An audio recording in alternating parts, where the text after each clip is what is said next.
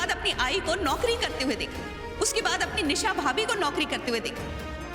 लेकिन बेटा, ये बनारस है, मुंबई नहीं। यहाँ औरत की कमाई खाने को बुरा समझा जाता है। नोकरी ही फक्त पैसा देते असं नाही, आत्मविश्वास, धमक आणि स्वाभिमान देते। क्या नो सुकून की जिंदगी तो आपको रास आएगी नहीं। तू काही बोलू नकोस हं? काहे ही नहीं बोल रहे हैं, हकीकत बता रहे हैं आपको।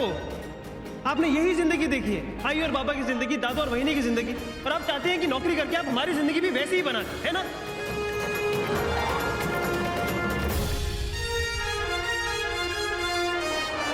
फिर कल साथ में चलेंगे, आप रेजिग्नेशन दे देना। हाँ?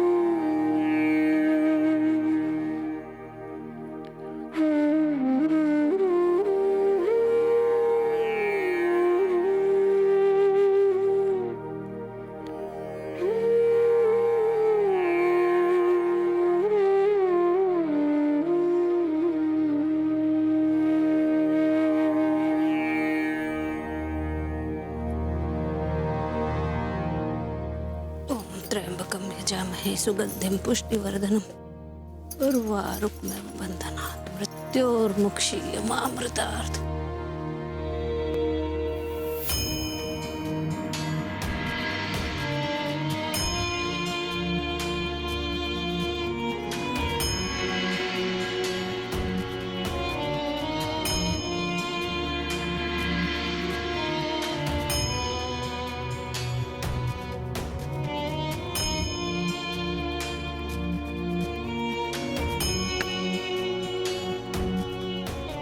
प्रणाम भाभी जी।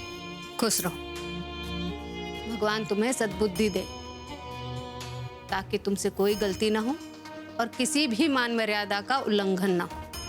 जी दादी जी। अब तुम जाओ, जाकर नाश्ते की तैयारी करो, हम तब तक पूजा करके आते हैं। जी।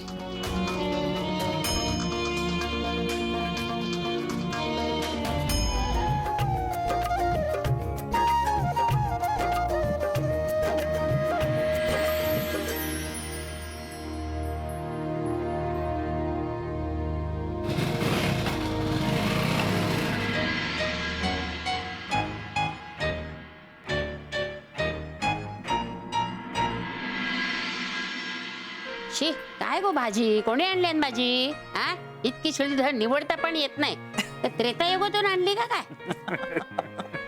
गौरी हवी होती हा खरंच इथे। गौरीची बातमी ऐकून इतकं बरं वाटलं ना मला। तिच्या घरच्यांनी तिची नोकरी करण्याची इच्छा इतक्या सहज मान्य केली, खरंच फार बरं वाटलं, मनावरचा ताण गेला माझ्या। मला वाटलं नव्हतं, पण त्यांच्या घरातली माणसं काळानुरूप बदलणारी आहेत। सगळ्यात गंमत म्हणजे त्या हम्मा गौरीन बदलल्या। नाही नाही, मला असं वाटतं शिवनी त्याच्या घरच्यांना समजावलंय मला असं वाटतं ना। बघते।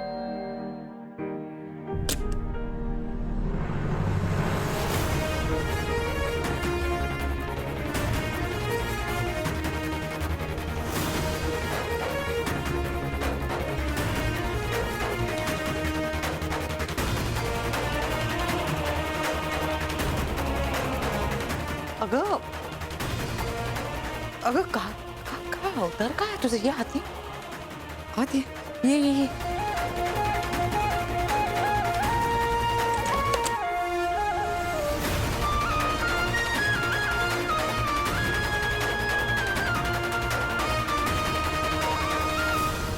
मी तुमच्या सगळ्यांची माफी मागायला आले। अगं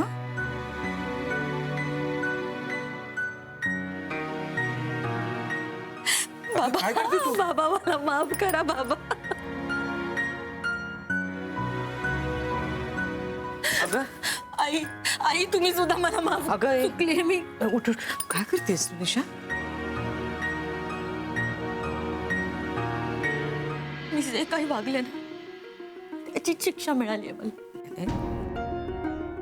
तुम्ही प्लीज नचीवर चिडू नका.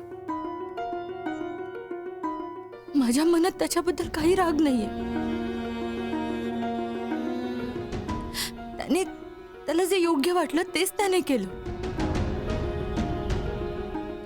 पण खरंच मी मनापासून प्रयत्न केले, पण ते त्याला खोटं वाटलं. मीच कुठेतरी कमी पडले असेल. म्हणूनच आज या घराच्या बाहेर राहावं लागतं. नाही, असं काही बोलू नकोस. हे बघ, आम्ही नचिशी बोलण्याचा प्रयत्न करतोय. हा, त्याचं डोकं एकदा शांत झालं ना की आई खरंच म्हणजे तुम्ही नचीशी बोलावं किंवा मी या घरात परत यावं यासाठी नाही आले मी. नचीने जे काही केलं त्याला बरोबर वाटलं तेच केलं. अगं, असं काय बोलतेस तू? माझ्यासाठी तुम्ही त्याला दुखवू नका. अगं बस तू बस. चलो चहा घेऊ. हो, नाही नाही नाही आजी, मला काही नकोय आजी. आजी मी तुम्हाला खूप दुखावलं, पण खरंच सांगते मला तुमच्या सगळ्याची खूप आठवण येते. जेव्हा मला गरज होती माझ्या आईने मला एकटं टाकलं, तेव्हा तुम्ही मोठ्या मनाने माफ करून मला या घरात घेतलं. मी खरंच खूप भाग्यवान आहे. मला असं सासर लाभलं, अशी माणसं लाभली. आई आई मी तुम्हाला सासू म्हणायचे तेव्हाही तुम्ही मला आईचीच माया दिली.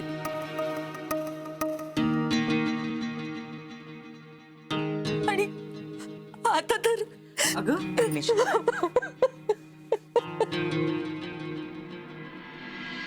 रडू नकोस ग. शांत राहा, शांत राहा. हा, शांत राहा. काय आहे बेटा, कधी कधी खंबीर राहण्यापलीकडे आपल्या हातात काही नसतं. माहिती आहे, म्हणूनच तुम्हाला भेटायला इथे आले.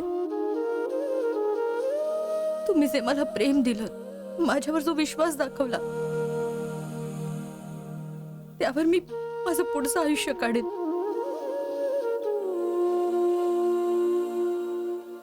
पण या सोन्यासारख्या माणसांपासून दूर व्हावं लागतंय याचं जास्त वाईट वाटतंय मला.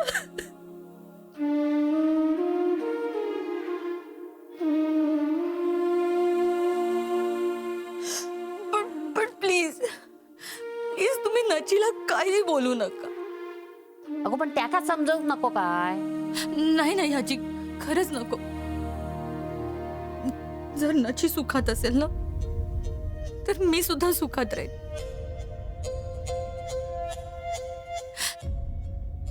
मला फक्त तुमचा आशीर्वाद हवाय माझ्या पाठीशी.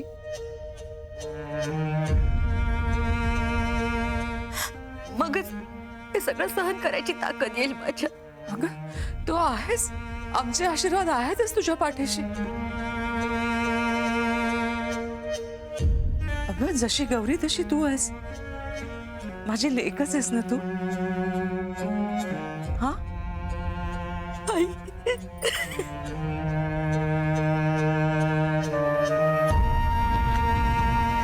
साहब, गंगा में डूब मरने की नौबत आ गई है आपकी.